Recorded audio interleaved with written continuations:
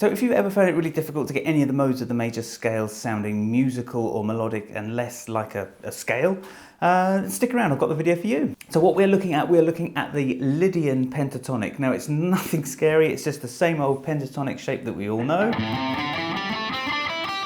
But the key is where we actually play it. So the video is going to be split into two little sections. There'll be a theory section right now, and then there'll be some playthroughs and some examples towards the end. They'll both be linked down in the description, so if you don't want to stick around for the theory and you just want to get straight into playing, you can do that. So the basic rule is if you're playing in a Lydian key, let's say we've got the key of C Lydian, which would be the fourth mode of G major.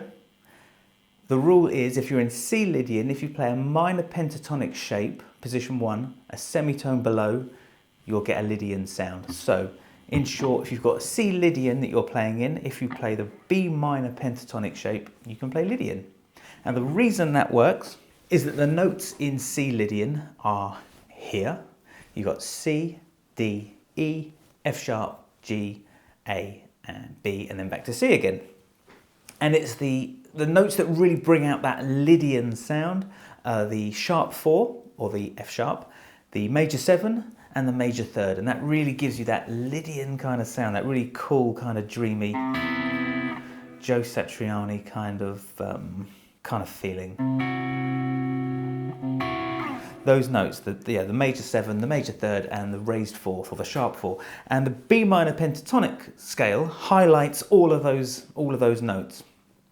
So you've got the B, which is the major 7, you've then got D, which is just the 2nd, which is in the scale anyway, which is fine. Then you've got E, which is the major 3rd, F sharp, which is the raised 4th, or the sharp 4, then you have A, which is the, see if I can get this right, that would be the 6, and the 6 is totally fine, and then you're back to B, which is the 7.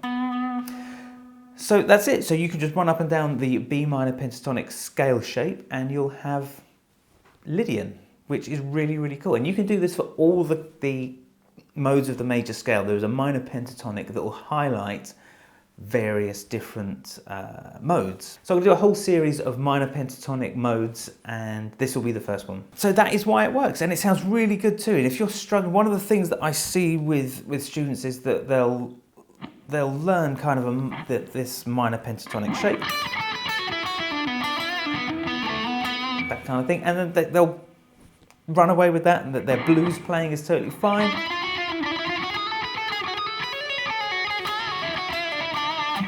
But when you introduce the major scale and the modes of the major scale, all of a sudden they go from this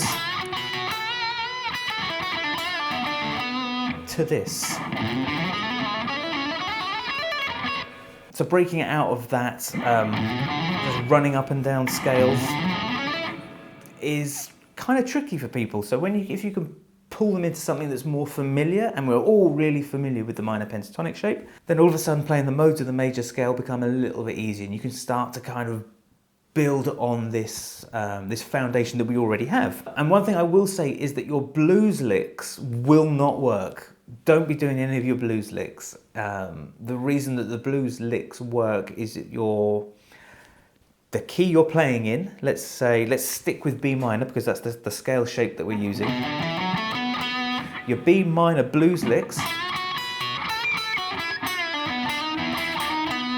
work really great over a B major or B dominant 7 chord progression. But we're not playing over a B dominant 7 chord progression, we're playing over a C Lydian chord progression.